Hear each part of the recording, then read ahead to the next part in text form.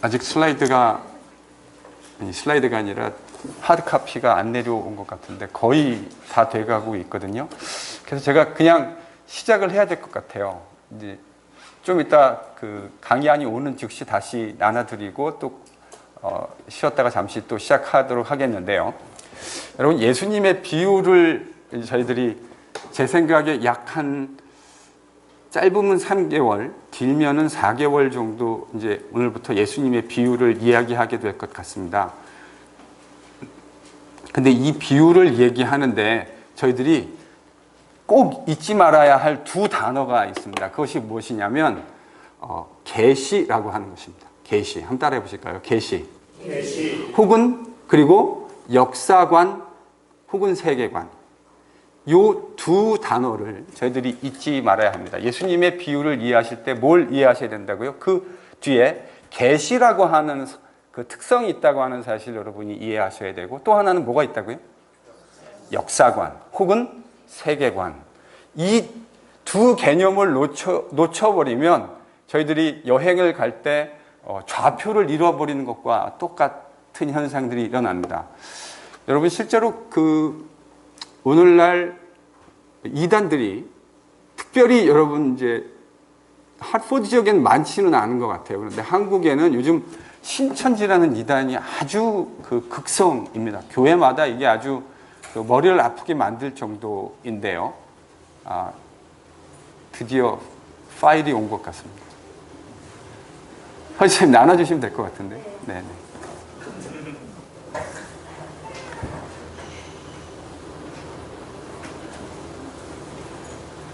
나중에 받으시고 난 후에 그 바인더 있잖아요. 바인더에다가 계속 저 정도 부피의 파일이 3번 더 드릴 계획입니다. 그러니까 바인더다 잘 모아 놓으시면 예수님의 앞에다가 이렇게 비유라고 해가지고 그 프론트 페이지도 하나 잘 만들어 가지고 잘 킵하실 수 있으면 좋을 것 같습니다. 그래서 제가 지난 그 개관 강의를 같이 하면서 느꼈던 것이 이렇게 필기하거나 이렇게 하시면 좀 좋겠다 생각이 들었는데, 그래서 앞으로는 이제 바인더를 갖고 오셔가지고 필요한 부분들 일부러 그 마진을 넓게 했어요. 그래서 필요하신 부분들을 좀 쓸 수 있도록 그렇게 만들었습니다. 그러니까 네, 못 받으신 분은 있으신가요? 네네. 자, 제가 두 단어를 잊지 말으시라고 부탁드렸습니다. 하나는 계시, 또 하나는 역사관 혹은 세계관. 계시에 대한 얘기부터 좀 할까 합니다. 비유를 가장 많이 오용하고 있는 집단들이 요즘 이단입니다. 그래서 기독교 이단들이 예수님의 비유를 가져다가 자신들이 하고 싶은 이야기를 많이들 하고 있죠. 근데 그도 그럴 것이, 예수님의 비유라고 하는 것은 간접적인 언어 아닙니까? 직접적인 언어가 아니라 간접적인 언어인데, 간접적인 언어라고 하는 것은 귀에 걸면 귀걸이, 코에 걸면 코걸이가 될 수 있는 소지와 가능성이 매우 장르상 쉽게 열려져 있는 그런 장르입니다. 그래서 똑같은 비유를 가지고도 어떤 상황에서 어떤 문맥에서 이해하느냐에 따라 상당히 다양한 이야기로 들릴 수 있는 가능성이 있게 되어지죠. 이단뿐만이 아니라 기독교 역사에서도 이 비유라고 하는 것은 종종 제가 보기에 적어도 예수님이 말씀하셨던 의도와는 분명하게 다른 목적으로 종종 오용되어져 왔습니다. 정통 기독교 안에서도 그런 예들이 상당히 많이 발견되어지죠. 대표적인 예가 아마 누가복음의 선한 사마리아인의 비유가 아닐까 싶습니다. 예수님의 비유 중에 가장 빈번히 가장 오랫동안 오해되었던 비유, 저는 이제 여러 가지를 들 수 있지만 선한 사마리아 비유가 이제 제일 먼저 머리에 떠오릅니다. 혹시 들어보셨습니까? 그 선한 사마리아인의 비유? 어떻게 잘못 해석되어지는지? 그러면 이렇게 한번 여쭤볼까요? 선한 사마리아인의 비유는 예수님이 뭘 말씀하시려고 그 비유를 말씀하셨습니까? 누가복음에 있는데. 예수님은 선한 사마리아인의 비유를 왜 말씀하셨던 거죠? 뭘 이야기하고 싶으셔가지고요? 그 비유의 시작은 누가 내 이웃이냐라고 하는 그 질문과 연관되어져 있습니다. 시작도 그렇고요. 마지막도 그래요. 그러니까 선한 사마리아인의 비유를 이해하려면 놓치지 말아야 하는 키 퀘스천이 뭐죠? 누가 우리의 이웃인가? 그거를 놓쳐버리는 순간 선한 사마리아인의 비유는 아주 이상한 비유가 그렇게 해석될 수 있는 가능성이 열리게 되는 겁니다. 기독교회 또 이단들 상당히 많이 오랫동안 비유를 잘못 해석해 왔는데요. 제가 이제 두 가지를 말씀드렸습니다. 자, 첫 번째 생각해 볼 것이 계시입니다. 여러분 히브리서를 피시죠. 히브리서, 성경 히브리서 1장 1절과 2절입니다.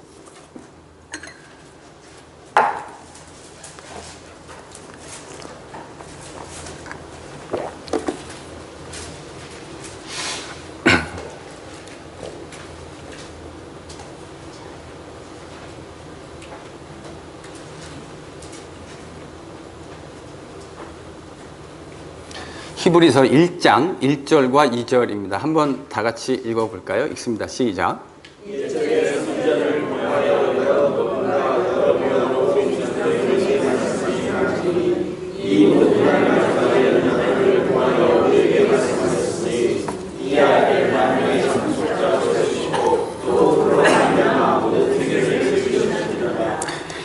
그 문장을 그러니까 1장 1절과 1장 2절 A 파트를 잘 보시면 여러분 그 문장이 한 문장입니다. 주어가 뭘까요? 예, 하나님이. 그러니까 우리나라 말로는 약간 좀 자세히 좀 봐야 되는데 영어나 헬라어로 보면 훨씬 쉽게 보이는데요. 우리나라 말로는 조금 잘 보셔야 됩니다. 주어는 하나님이십니다. 그런데 옛적에 그러니까 이 옛적이라는 말은 히브리서 저자의 관점에서 볼 때는 구약 시대를 상징하는 것 같습니다. 옛적에 여러 가지 어떻게 해요? 여러 가지 모양과 방법으로 누구를 통해서 말씀하셨죠? 선지자들을 통해서. 그러니까 히브리서 저자가 지금 볼 때 구약 성경은 누구의 말씀이라고 하는 거죠? 하나님의 말씀. 하나님이 선지자를 통해서 여러 가지 방법과 여러 가지 수단들을 통해서 말씀하셨던 하나님께서 근데요, 이 역사의 마지막 때에 누구를 통해서요? 아들을 통해서. 그 아들을 통해서라고 하는 말은 번역이 다양하게 번역될 수 있습니다. 아들 안에서 아들을 매개로 삼아 아들이라고 하는 수단을 사용하셔서 이렇게 번역할 수도 있는데 무엇을 번역하든 결국은 이런 말인 거죠. 예수님 이전에 하나님이 구약시대에 선지자를 통해서 다양한 방법으로 말씀을 하셨습니다. 말씀하셨던 주체는 역시 하나님이십니다. 그런데 그 동일한 하나님이 이 역사의 마지막 때 누구를 통해서 말씀하셨다고요? 그의 아들을 통해서. 이게 히브리서 저자가 가지고 있는 계시관입니다. 그러니까 예수님께서 하시는 지금 말씀들, 예수님이 하시는 말로 하시는 말씀뿐만 아니라 행위로 전달하는 그 모든 메시지는 일반적인 메시지가 아니라 계시라고 하는 관점으로 저희들이 이해해야 합니다. 히브리서 1장 1절과 2절을 통해서 저희들이 그 사실을 발견할 수 있죠. 여러 가지 관점, 여러 가지 수단과 방법을 통해서 말씀하셨던 하나님께서 이제 역사의 마지막 때에 하나님의 아들 예수님을 통해서 말씀하셨다. 이것이 히브리서 저자가 가지고 있는 역사관이고 계시관입니다. 그 관점으로 저희들이 뭐를 이해해야 된다고요? 예수님의 비유를요. 그러니까 예수님이 하신 말씀은 일반적인 말씀이 아니라 계시의 말씀이라고 하는 거예요. 예수께서 특별히 하신 이 비유는 일반적인 어떤 도덕적 감화를 이끌어내기 위한 목적이 1차적 목적이 아니라 예수님은 이 비유를 통해서 마치 구약의 하나님의 선지자들이 여러 가지 방법을 통해서 하나님의 뜻을 계시했던 것처럼 이 역사의 마지막에 이제 하나님께서 그의 아들 예수님을 통해서 자신의 뜻을 계시하셨다고 하는 것을, 그래서 저희들이 비유를 읽으면서 첫 번째 딱 떠올려야 하는 단어 뭐라 그랬습니까? 계시입니다. 계시예요. 근데 이 계시인데 여러분 이런 거 있지 않습니까? 계시라고 할 때 우리가 구약에 있는 계시도 하나님의 계시입니다. 맞죠? 근데 예수님의 계시도 분명히 계시죠. 근데 이 사이에는 그럼 어떤 연관성이 있느냐? 정통 기독교는 이 계시 사이에 유기적 연관성이 있다고 생각했습니다. 무슨 연관성이요? 유기적 연관성. 자, 이게 무슨 말일까? 유기적 연관성이라는 말을 이해하시는 거는 이렇게 이해하시면 좋을 것 같아요. 강문규 집사님 7살 시절이 있었죠. 그렇죠? 여기 있는 우리 모두에게 7살 시절이 있지 않았습니까? 근데 지금 강 집사님은 40대 중반의 중년 남자가 되어져 있다고요. 그렇죠? 그러면 7살 때 소년 강문규랑 40대 중반의 강문규 집사님은 동일한 사람입니까? 이렇게 어려운 대답이 아닐 것 같은데요. 동일한 사람이죠. 동일하지만 우리가 똑같다고 생각하지는 않지 않습니까? 같은 사람이에요. 그런데 이 사람이 유기적으로 나서 성장이라고 하는 인간의 과정을 통해서 지금 이 시점에 이르게 되어진 거죠. 여러분, 우리가 하나님의 계시를 이해하는 것도 그와 같아야 된다고 저는 생각합니다. 구약에 하나님이 선지자를 통해서 주셨던 계시, 모세를 통해서 주셨던 계시, 모세도 선지자인데 그런 계시들도 틀림없는 하나님의 계시 맞습니까? 아닙니까? 맞습니다. 틀림없는 하나님의 계시입니다. 그런데 그 계시는 누구를 통해서 완벽한 모습으로 주어지도록 의도되었대요? 히브리서 저자에 따르면 아들 예수님을 통해서. 그러니까 구약의 계시도 틀림없는 하나님의 계시인데 그 계시는 본질적으로 누구에 가서 완전히 만개한 모습으로 꽃이 피게 되어져 있는 겁니까? 예수님에게 가세요. 여러분이 예수님의 계시를 바로 이런 관점에서 이해하셔야 합니다. 그래서 그 말은 7살 소년 강문규와 40대 중반이 된 강문규 집사님 사이에는 같은 것도 있지만 분명히 차이점이 존재합니다. 두 사람이 다른 사람이 아니지만 그러나 시기가 지나고 더 성숙한 모습으로 발전되어져 갔기 때문에 반드시 거기에 뭐가 존재한다고요? 차이점이 존재합니다. 그래서 구약에서 하나님이 주셨던 계시와 그 계시가 완벽한 모습으로 드러난 예수님을 통한 계시 사이에는 분명히 한 하나님이 주신 유기적인 연관성, 유니티가 존재하기는 하지만 그 사이에 다이버시티가 같이 존재해요. 그래서 예수님의 비유를 이해할 때 우리가 놓치지 말아야 되는 첫 번째 개념 뭐라고요? 계시.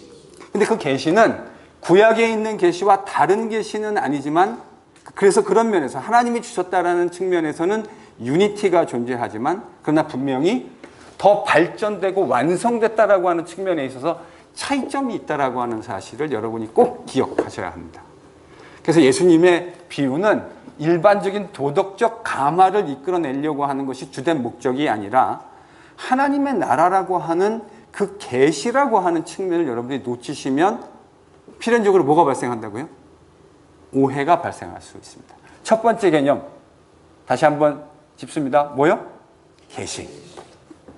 근데 그 계시가 유기적인 모습으로 통일성을 가지고 있지만 그러니까 유니티도 있고 다이버시티, 차이점도 있다라고 하는 점을 여러분이 꼭 기억하셔야 될 것 같습니다. 자, 이제 두 번째 개념. 제가요, 기본적으로 그 강의 안에 70%의 완성도를 가지고 제가 강의안을 만듭니다. 그러니까 나머지 30%는 어떻게 하셔야 되겠죠? 네. 제가 일부러 그렇게 다 적어드리면 이렇게 멍하실 수 있거든요. 그래서 제가 다 안 적어드리고 긴장성을 잡기 위해서 30%를 비워놨습니다. 의도적으로. 그러니까 그런 부분들을 채우셔야 합니다. 지금 이 내용은 강의 안에 없어요. 그러니까 여러분 적으셔야 돼요. 두 번째는 뭐라고 그랬죠? 제가 놓치지 말아야 되는 게 역사관, 세계관. 사실은 이게 완전히 다른 개념은 아닌데 그런데 제가 이제 설명상 좀 달리 설명해야 할 필요성이 있어서 이렇게 따로 말씀을 드립니다. 두 번째로 우리가 붙들어야 할 예수님의 비유를 이해하는데 핵심 개념은 역사관과 세계관입니다. 여러분 어떤 책이든 혹은 문학 작품이든 시면은 시든 어떤 그 글이든 그 글 속에는 뭐가 들어있죠? 그 저자가 가지고 있는 역사관과 세계관이라고 하는 것이 들어 있습니다. 여러분 그 드라마 보셨습니까? 최근에 뭐가 재미있는 드라마죠? 아, 드라마 안 보시는군요. 우리 LCPC는 말씀과 기도에 전무하느라 드라마를 볼 시간이 없죠. 제가 그 지루한 일상을 보내고 작년 12월에 비자도 받아야 되고 하는 이런 그 초조하고 지루한 일상을 보내면서 제가 봤던 드라마가 있는데 그 드라마 이름이 도깨비. 그리고 그 드라마를 보다가 제가 그냥 미국에 들어왔어요. 그리고 신방하느라고 한 4개월 동안 드라마를 정말 한 편도 못 봤습니다. 그러더니 최근에 제가 놓치고 있었던 부분을 다시 픽업해가지고 조금씩 이제 보기 시작했거든요. 다시요. 근데 그 드라마 혹시 보셨어요? 보신 분 한번 손 들어 보시죠. 네, 그런 것도 좀 보고 그러세요. 물론 약간 기독교적인 거하고는 조금 달라요. 세계관이 달라요. 그 드라마에는 도깨비가 나오거든요. 근데 이 도깨비라고 하는 거는 기독교적인 세계관하고는 잘 합치기 어려운 부분이 있는 게 틀림없죠. 근데 이제 그 드라마를 잘 보시면 작가가 가지고 있는, 물론 이제 가상의 세계이긴 하지만 그 가상의 세계를 컨트롤하고 있는 세계관과 역사관이 있습니다. 그 역사관은 다분히 좀 불교적인, 그러니까 윤회라고 하는, 여러분 윤회라고 하는 역사관이 있잖아요.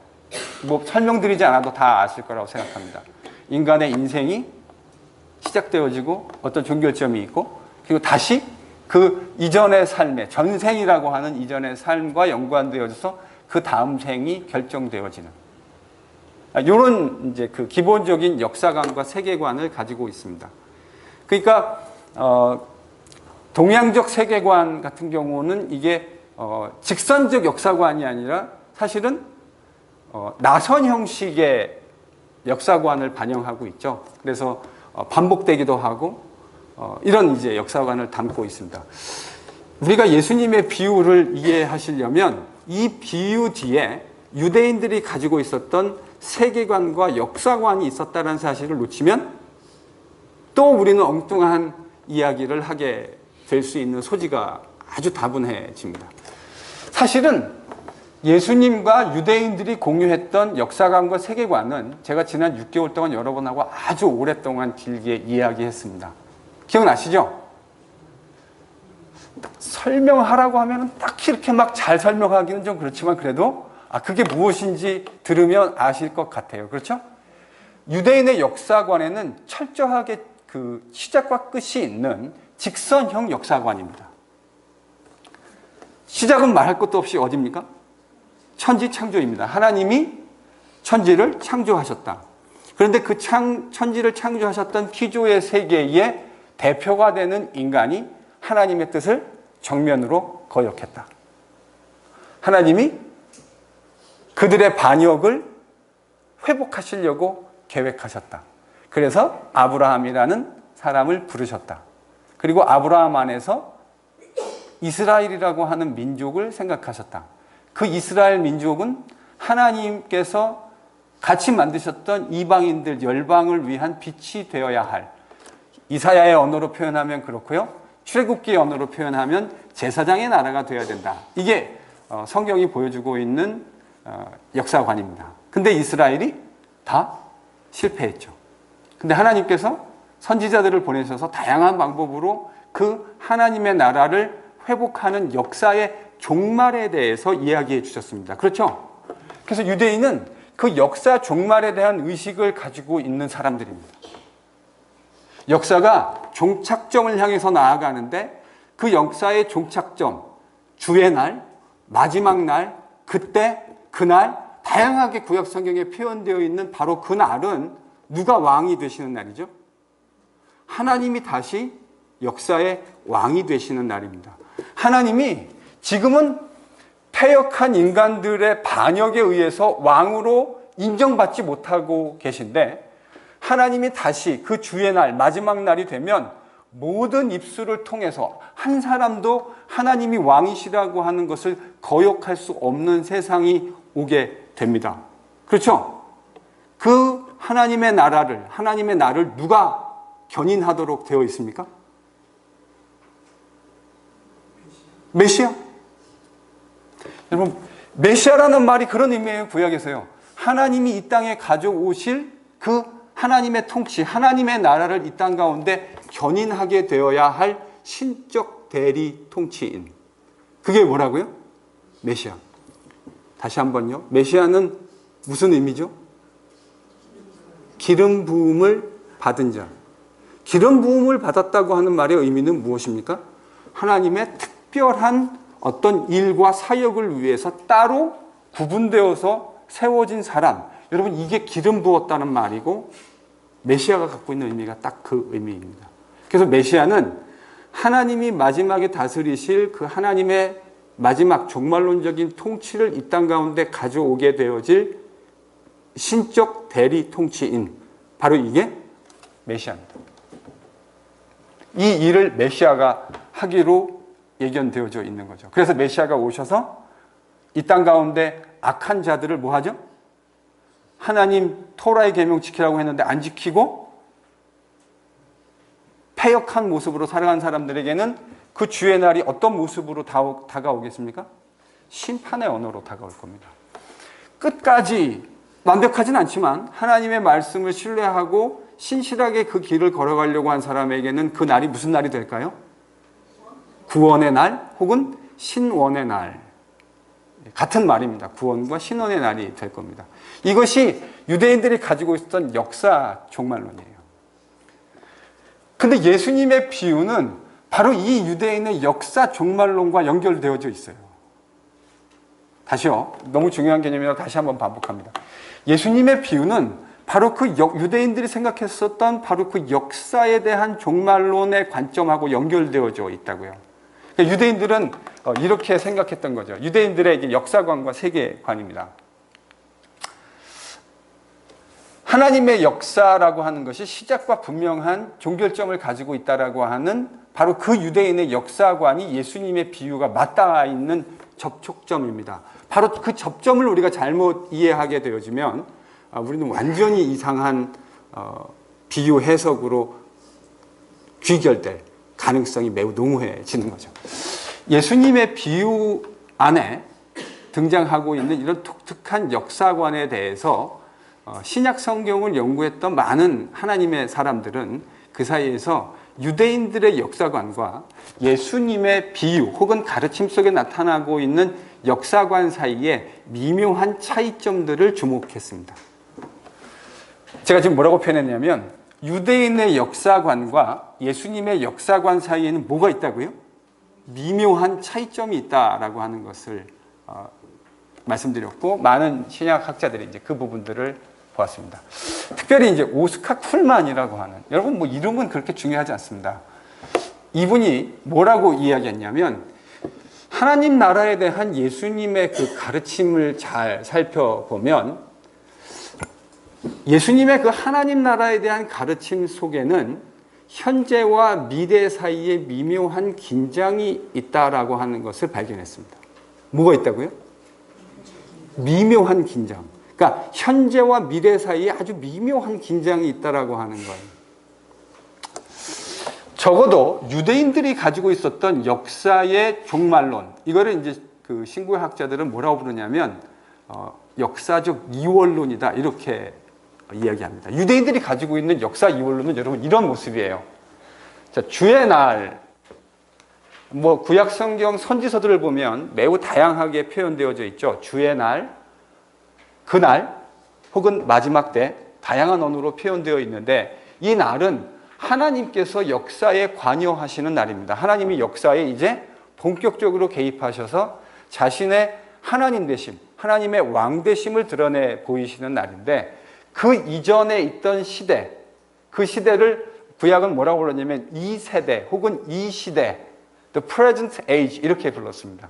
그리고 하나님이 관여하시는 그 시점, 그 시대를 뭐라고 불렀냐면 이제 장차 올 시대, the age to come. 그러니까 유대인들이 바라봤을 때 이게 이제 직선적, 제가 이걸 파워포인트 이런 걸 잘 못 만들었는데 이게 직선이 밑에 있다고 한번 여러분 가정해 보시죠. 그러면 현 시대와 장차 올 시대를 구분하는 분기점은 뭐가 될까요? 주의 날입니다. 하나님이 이 역사라고 하는 이 역사의 어느 시점에 관여하시는 바로 그날, 그날이 무슨 날이 되는 거예요? 역사의 분기점이 되어지고 바로 그날이 이제 새롭게 다가올 장차 도래할 시대, 저희들이 지금까지 얘기했던 언어로 표현하면 뭐라고 표현할 수 있을까요? 장차 올 시대. 하나님? 하나님 나라. 어렵게 생각하실 거 없어요. 하나님 나라예요. 장차 올 시대라는 것이 바로 하나님의 나라입니다. 그래서 이 시대와 장차 올 시대를 나누는 역사의 분기점이 바로 하나님이 역사에 간섭하시는 바로 그 날입니다. 그리고요, 이 시대를 특징 짓는 대표적인 그 통치의 특징은 누구의 통치냐면 바로 사탄의 통치입니다. 이 세대는 하나님을 거역한 시대고 하나님을 배역한 시대예요. 그래서 하나님을 즐거워하지도 않고 하나님의 법대로 순종하지도 않는 시대. 그것이 바로 이 시대입니다. 그럼 이 시대를 끝장낼 때 누가 이 역사에 개입하신다고요? 하나님이.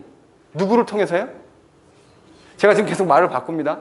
하나님이 개입하시는데 누구를 통해서 개입하시죠? 예수님이라고 그러시면 안 되고요. 구약에서는 메시아. 우리는 뭐 당연히 그 메시아가 예수님인 거 맞는데 구약에서는 그 메시아가 메시아라고 하는 분이 오셔서 이 사탄의 통치를 끝장내고 이제 누구의 통치를 시작하는 거예요? 하나님의 통치. 이게 유대인들이 가지고 있었던 직선적 역사 종말론입니다. 자, 이 땅의 시대 사단의 통치를 끝내고 누구의 통치가 다가온다고요? 하나님의 통치, 하나님의 나라가 다가오는데 그 하나님의 나라가 다가오는 것은 메시아의 역사 간섭을 통해서, 즉 하나님의 역사 간섭을 통해서 그의 날이 임하게 될 것이다. 이게 유대인들이 생각했던 역사에 대한 관점입니다. 자, 근데 우리가요, 여기를 좀 보시죠.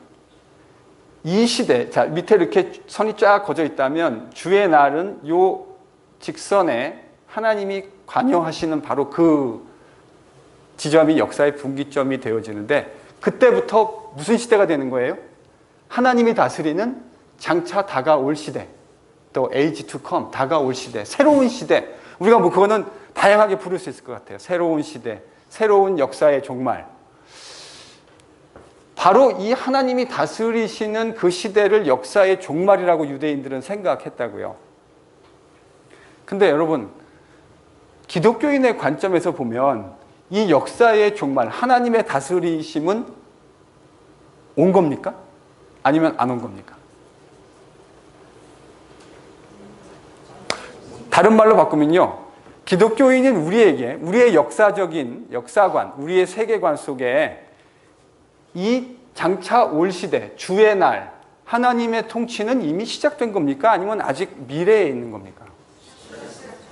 시작됐습니까? 확실합니까?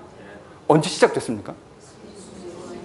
예수님이 이 땅 가운데 오셨을 때 이미 하나님의 나라는 시작되어졌습니다. 그게 신약 성경이 얘기하고 있는 메시지예요. 그래서 세례 요한이 예수님의 오심을 보면서 뭐라고 말했습니까? 회개하라. 여러분, 세례 요한의 복음서를 딱 피면 세례 요한의 입에서 나오는 첫 번째 메시지가 회개하라, 천국, 즉 하나님의 나라가 가까이 왔다. 여러분, 이 이야기는 세례 요한이 예수님과 연관지어서 얘기하고 있는 것이 틀림없습니다. 문맥 속에서. 예수님이 이 땅에 오신 것이 하나님의 나라가 이 땅 가운데 온 거예요. 그 말이 되게 재밌어요, 사실은요.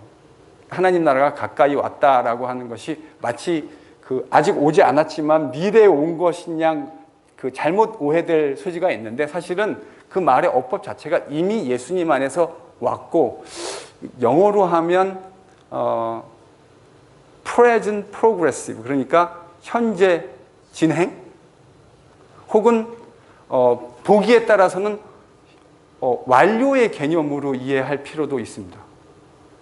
여러분, 우리 영어 옛날에 다들 뭐 영어 공부하실 때 고생들 많이 하셨잖아요. 처음에 그런 거 잘 이해가 안 됐잖아요. I lost my pen과 I have lost my pen. 차이점을 아시죠? I lost my pen하고 I have lost my pen하고 차이점이 있잖아요. 미국 사람들은 들으면 미묘한 뉘앙스, 분명히 펜을 잃어버린 건 잃어버린 건데 그냥 lost라고 표현해버리면 이거는 그냥 잃어버렸다는 사실만을 이야기하는 것이고, 현재 완료로 have lost라고 표현을 하는 순간 어떻게 되는 거죠?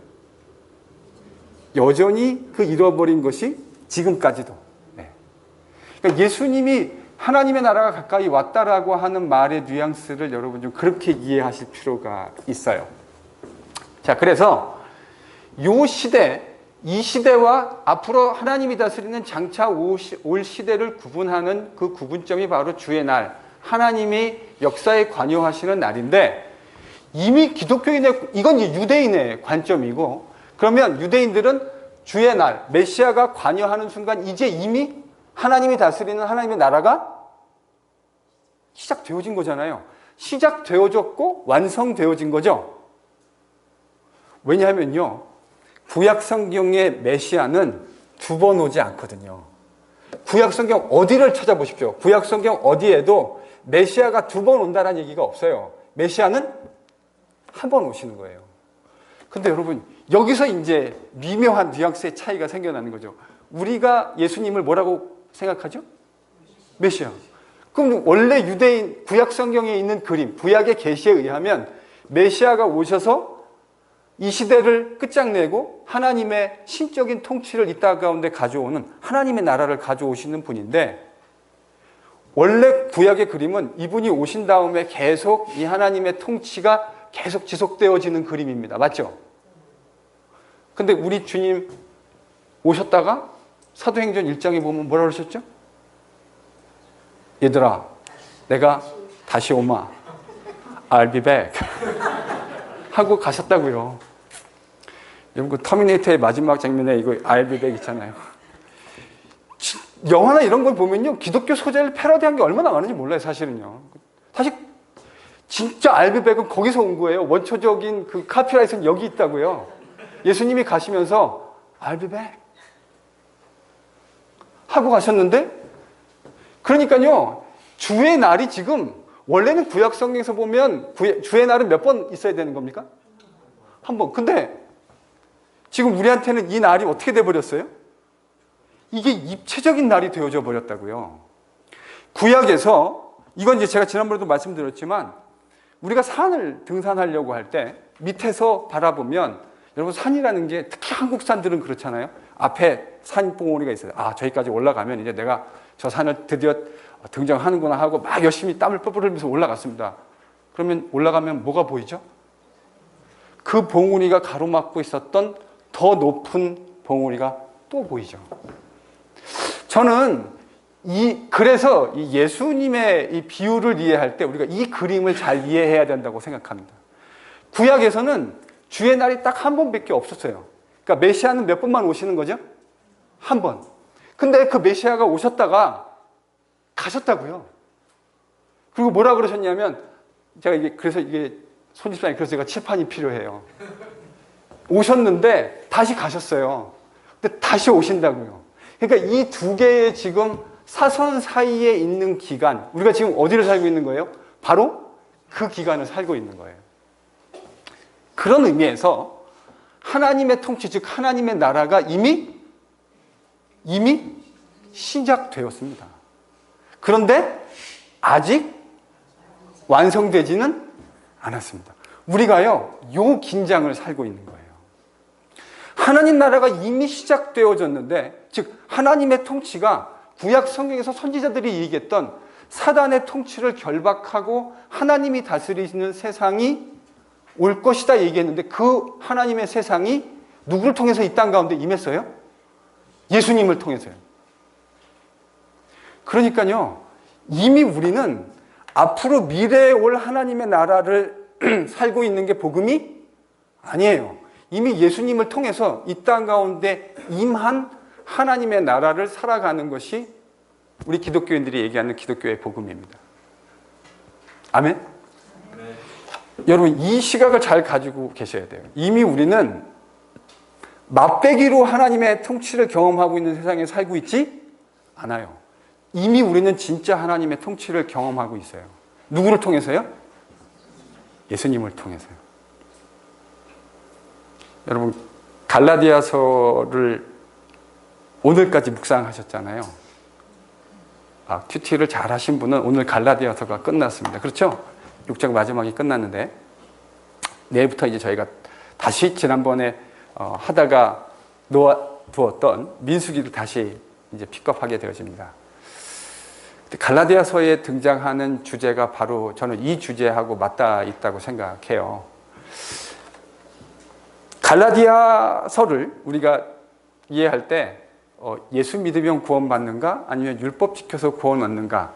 저는 이렇게 이해하는 게 이제 그동안 보편적으로 갈라디아서에 대한 보편적 이해였는데 저는 이 이해가 갈라디아서를 읽는 좋은 툴이 아니라고 생각이 듭니다.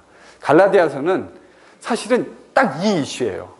하나님의 새로운 세상이 예수님을 통해서 이 땅 가운데 임했는데 여전히 옛 언약이라고 하는 그 구조 속에서 살아가려고 하는 사람들과 새로운 예수님 안에서 성취되어진 그 하나님의 나라를 살아가는 사람들 사이에 생기는 텐션과 논쟁, 저는 이게 갈라디아서의 핵심 주제라고 생각합니다. 이미 저희들이 지난 6개월 동안 구약이 보여주고 있는 언약이라고 하는 세계관과 그 언약 속에 있는 유대인들의 이야기를 같이 공부했잖아요. 그래서 유대인들이 마지막 때가 오면 메시아를 통해서 하나님의 통치가 이루어질 때 가장 중요하게 생각했던 그 언약 이야기 중에 세부 엘리먼트가 뭐였습니까? 요소가? 토라 아니었습니까? 토라를 지키게 되어지는 것. 왜 그렇죠? 하나님의 통치를 이 땅 가운데 보여주는 가장 극명한 모습이 하나님의 계명인 토라의 계명 앞에 순종하는 그림이라고요. 그러니까 유대인들 속에 너무나 당연하게 하나님이 예수라고 하는 메시아를 통해서 이 땅 가운데 하나님의 통치를 허락하시면 그 통치는 반드시 이방인들도 하나님의 계명인 토라에 순종하는 모습으로 드러날 거다. 이렇게 얘기했을 거라고요.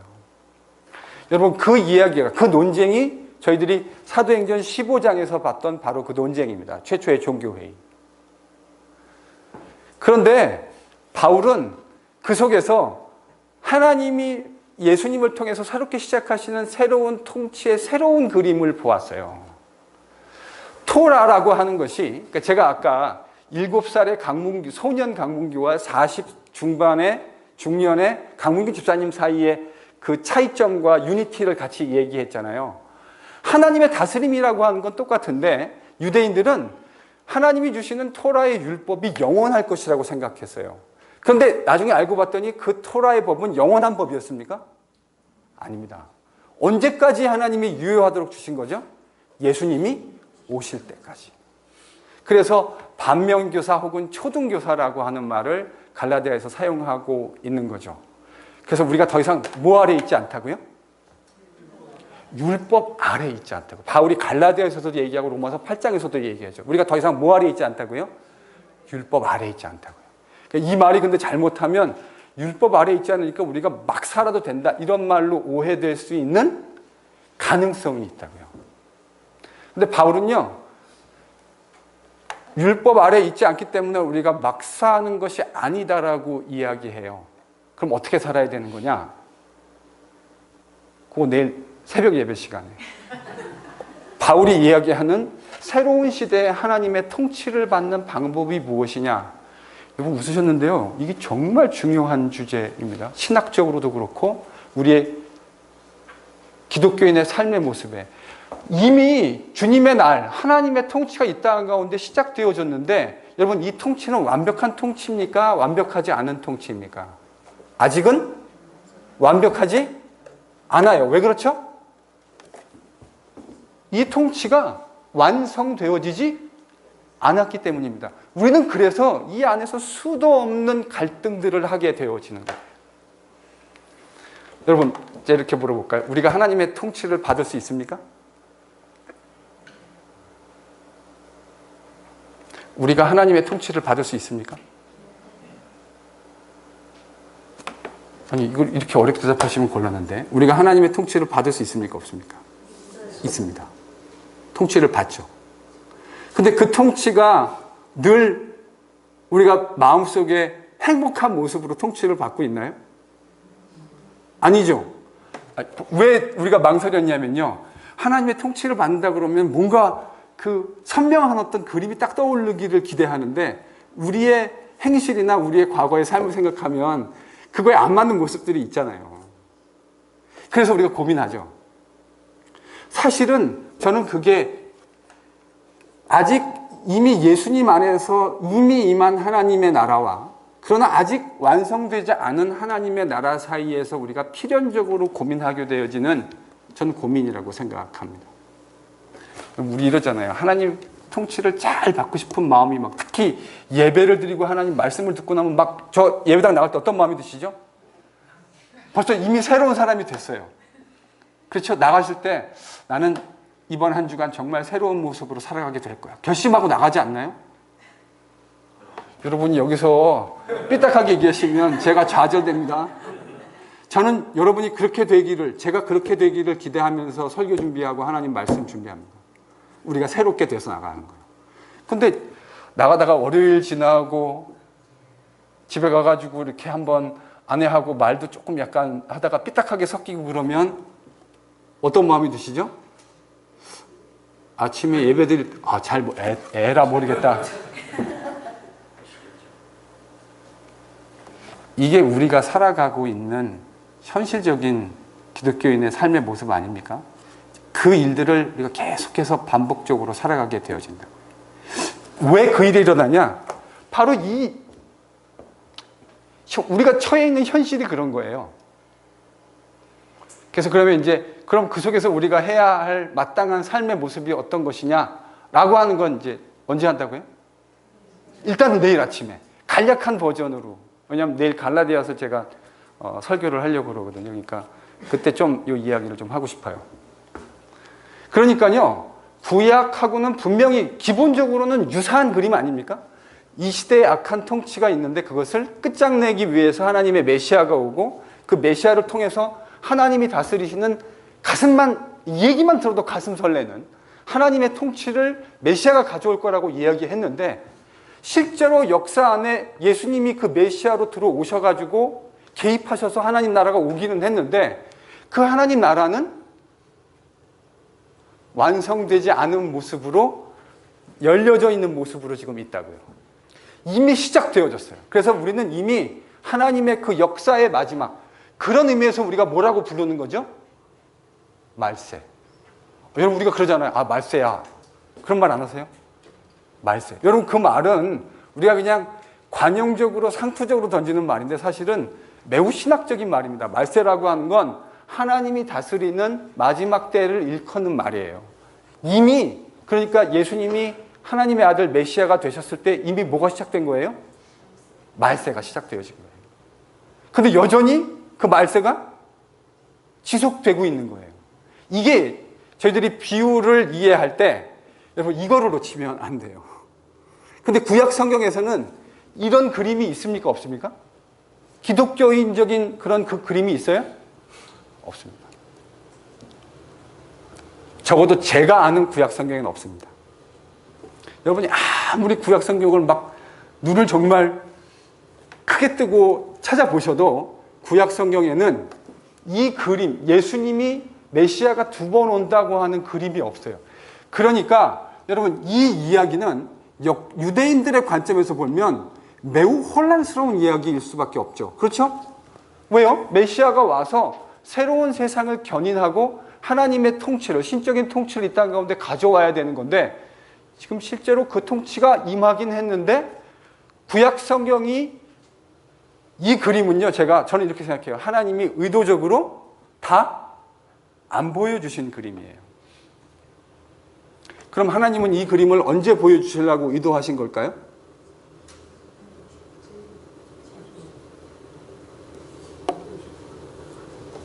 예수님을 통해서, 그의 아들을 통해서 하나님이 보다 분명하게, 히브리서 아까 그랬잖아요. 예전에 다양한 방법과 다양한 수단으로 선지자를 통해서 말씀하셨던 하나님께서 역사의 마지막에 그의 아들을 통해서 말씀하셨다. 여러분, 그 말씀하셨다라고 하는 시제가 바로 현재 완료 시제입니다. 하나님이 말씀하셨습니다. 과거 완료 시제입니다. 하나님이 말씀하셨습니다. 누구를 통해서요? 아들을 통해서. 그래서 예수님의 비유는 어떤 의미를 갖는다고요? 구약 성경에서 선지자들이 예견했던 그 하나님의 나라. 근데 그 하나님의 나라는 완벽한 그림을 구약에서 다 보여주었던 건가요? 아닙니다. 하나님이 하나님 나라의 통치에 대한 그림을 선지자를 통해서 완벽하게 보여주지 않으셨어요. 그러면 그 그림은 누구를 통해서 보여주도록 의도되어진 겁니까? 아들, 예수님을 통해서. 여러분, 이 이야기를 이해하셔야 됩니다. 자, 그러니까 제가 예수님의 비유를 이해할 때 저희들이 꼭 기억해야 하는 두 가지 단어가 있다. 첫 번째, 계시. 이거는 일반적인 도덕적 감화나 교훈을 끌어내려는 것이 1차적 목적이 아닙니다. 이건 계시입니다. 뭐에 대한 계시죠? 하나님 나라에 대한 계시입니다. 그래서 예수님의 가르침과 특별히 비유는, 왜냐하면 예수님의 비유는 예수님이 입을 여실 때마다 하나님 나라는 뭐와 같으니, 하나님의 나라는 밭에 감추인 보화와 같으니, 하나님의 나라는 가루 서말 속에 부풀린 누룩과 같으니. 그러니까 그런 다양한 비유를 통해서 예수님의 타겟은 지금 항상 어디를 향하고 있어요? 하나님의 나라. 근데 그 하나님의 나라는 이제 앞으로 우리가 보시게 되겠지만 구약에서 이야기했던 하나님의 나라가 명시적으로 보여주지 않았던 측면들을 예수님이 뭘 하시는 거죠? 이제 보여주시는 거예요. 이제 내가 사실 여러분, 하나님의 나라를 보여줄 수 있는 분은, 완벽하게 보여줄 수 있는 분은 저는 예수님밖에 없다고 생각합니다. 왜요? 하나님의 나라의 통치가 무엇인지를 제대로 알고 있는 분이 사람 가운데 누가 있겠습니까? 여러분, 선지자들이 하나님의 메시지를 전달할 때 반복적으로 등장하는 장면이 뭐죠? 여러분이 구약의 선지자들을 보시면 선지자들은 가짜 선지자가 있고 진짜 선지자가 있습니다. 그렇죠? 그럼 가짜하고 진짜를 구분하는 방법이 뭐죠?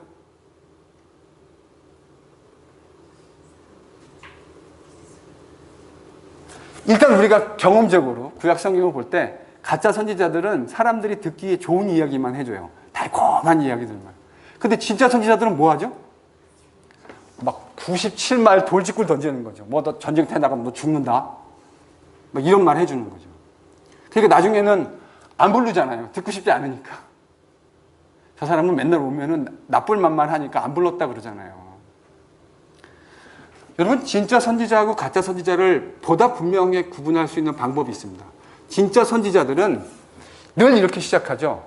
하나님, 선지자라는 게 원래 하나님과 그의 백성 사이에 존재하는 중재자잖아요. 미디에이터잖아요. 그래서 그 사이에서 선지자는 하나님이 가지고 계시는 뜻을 하나님 백성에게 나아가서, 방향이 그러니까 위에서 아래로 다운워드 디렉션이죠. 그래서 하나님의 말씀을 가져다가 누구한테 전하는 거죠? 하나님 백성에게.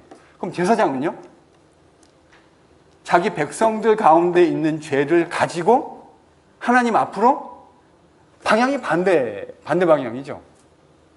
그래서 아주 많은 경우에 진짜 선지자들은 어떻게 그 선지자의 사명이 시작되어지냐면 하나님을 만나고 그 하나님을 경험하는 사건으로 그의 선지자적 활동이 시작되어집니다. 그래서 선지자들이 어떤 걸 보냐면 하나님 이상 가운데 끌어올려가서 하나님이 하시는 천상의 회의를 목격하게 되어집니다.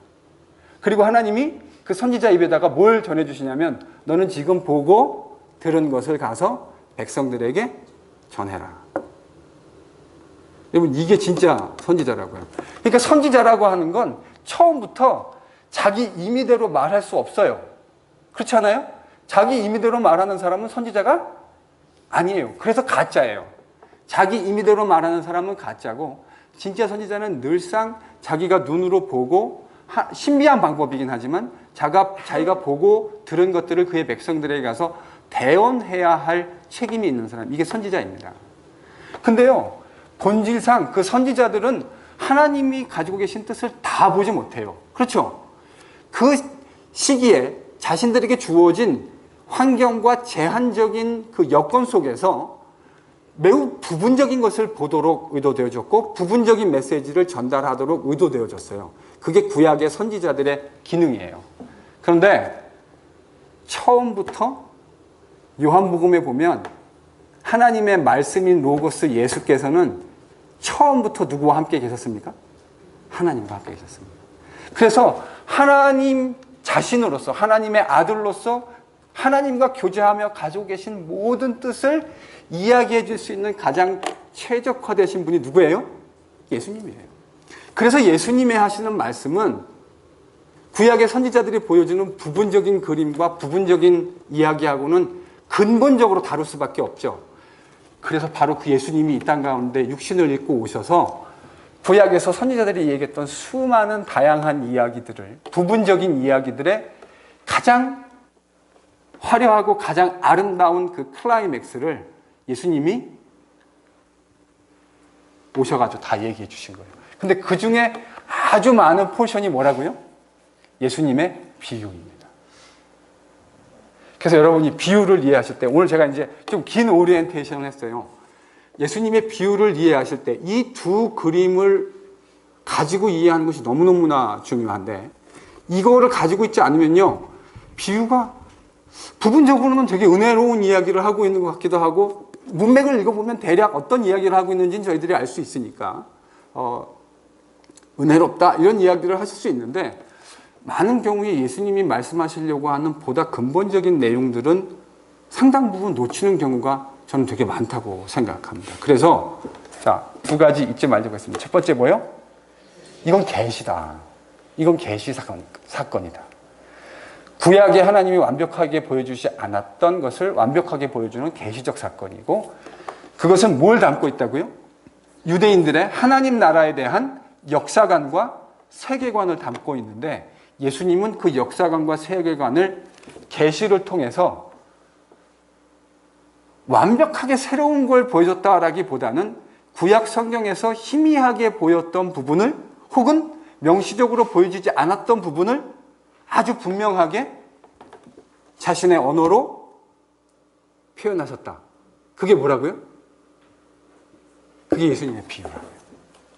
그래서 예수님의 비유는 저희들이 계시라는 관점에서 이해하셔야 되고, 유대인들의 하나님 나라와 관련된 역사관과 세계관이라는 관점에서 이해하셔야 합니다. 이 오리엔테이션을 가지고 이제 저희가 예수님의 비유를 하나씩 읽어가려고 합니다. 그러면 이제 우리가 앞으로 뭘 봐야 되냐면, 여러분 이렇게 주목해 보시면 돼요. 구약에서 있었던 하나님 나라에 대한 개념이 무엇인지 제가 이제 아주 자세하게 다 말씀드리지는 않았는데, 그 이야기를 하면서 이제 그 이야기들을 하나하나 언팩해 갈 텐데요. 그때 그 이야기를 할 거예요. 유대인들이 가지고 있었던 하나님 나라와 관련된 그들의 세계관, 역사관. 제가 이미 적지 않은 부분을 얘기한 부분도 이미 있고요. 아직 얘기 안 했던 부분들은 이제 시간이 되면 적절한 포인트에서 그 이야기들을 끄집어낼 텐데, 그러면 예수님의 비유를 볼 때 저희들이 어떤 관점으로 봐야 됩니까? 그것과 비교해서 더 발전된 부분이 무엇인지, 더 확대된 부분이 무엇인지, 예수님이 보다 선명하게 제시하는 부분이 무엇인지, 이렇게 읽어가기 시작하면 예수님의 비유가요, 아주 선명하게 보이기 시작합니다. 그래서 이제 다음 주부터 예수님의 비유를 하나하나, 제가 이제 부흥회 때도 맛배기를 몇 개를 보여드렸는데, 이제 그것들도 조금 더, 그때 제가 설교 형식이기 때문에 자세하게 설명하지 못했던 부분들도 좀 있어요. 그래서 설교했던 거 플러스 좀 더 보태서 제가 그 비유가 말하려고 하는 부분들을 이제 하나씩 여러분하고 공부해 가도록 그렇게 하겠습니다. 오늘은 여기까지입니다. 다음 주에 비유를 가지고 같이 만나도록 하죠. 주님 가르쳐 주신 기도로 마치겠습니다.